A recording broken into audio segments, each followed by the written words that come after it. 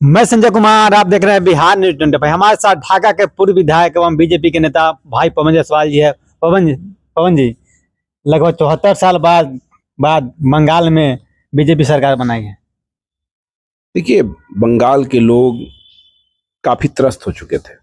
ममता दीदी और तृणमूल कांग्रेस के जो गुंडा तत्व थे, असामाजिक तत्व थे, उनके द्वारा महिलाओं के साथ बलात्कार की घटनाएं, लूटपाट, घर हाँप लेना, जमीन हाँप लेना, विस्थापित कर देना, जाति के आधार पर, पार्टी के आधार पर प्रताड़ित करना, ये जो काम कर रहे थे ना, इससे वहां की जनता उग गई थी।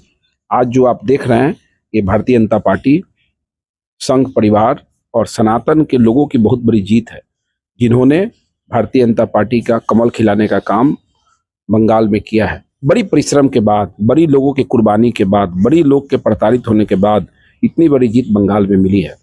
माननीय प्रधानमंत्री नरेंद्र मोदी जी पर बंगाल के लोगों ने विश्वास किया है, देश के लोगों ने विश्वास किया है। राष्ट्रीय अध्यक्ष नितिन नवीन जी के अध्यक्ष बनने के बाद ये 3 राज्यों में भाजपा की बहुत बड़ी जीत हुई है। इसके लिए देवतुल्य जनता, कार्यकर्ता को बहुत बहुत बधाई है, बहुत बहुत धन्यवाद है कि आपने बंगाल को बचा लिया है, देश को बचा लिया है।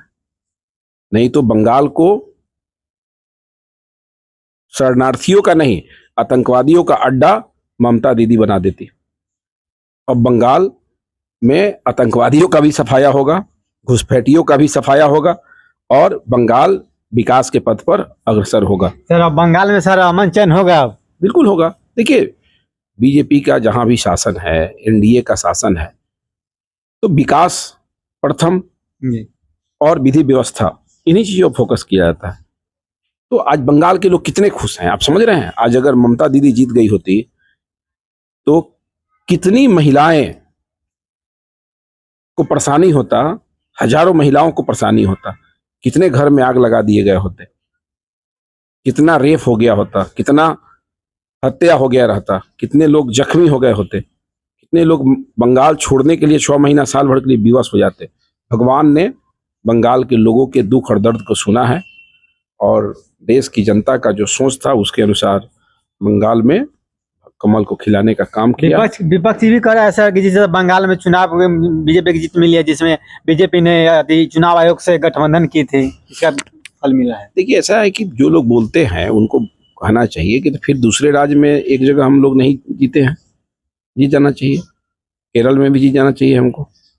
जब केंद्र में हमारी सरकार है और चुनाव आयोग अगर मेरा ही है आपके हिसाब से, विरोधी के हिसाब से, तो वो 2 राज्य क्यों बाकी रहेगा? ऐसा कहीं नहीं है। 15 साल आप राज किए तो मोदी जी तो लगातार हैं, फिर आप राज कैसे कर लिए? अगर चुनाव आयोग भेदभाव करता तो पहले ही आप नहीं रहते। इसलिए चुनाव आयोग से हम लोग को क्या मतलब है? चुनाव आयोग स्वतंत्र एजेंसी है, चुनाव आयोग अपने हिसाब से काम करती है।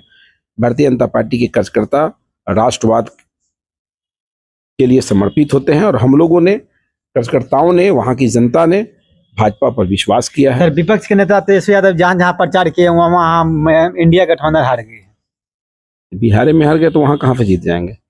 बंगाल जाने का मतलब ये थोड़े है कि तेजस्वी जी वहां जाएंगे तो तेजस्वी जी वहां ममता दीदी जीत जाएगी। तो पहले ही से तय था कि 4 मई ममता दीदी गई, ये तो पहले से तय था।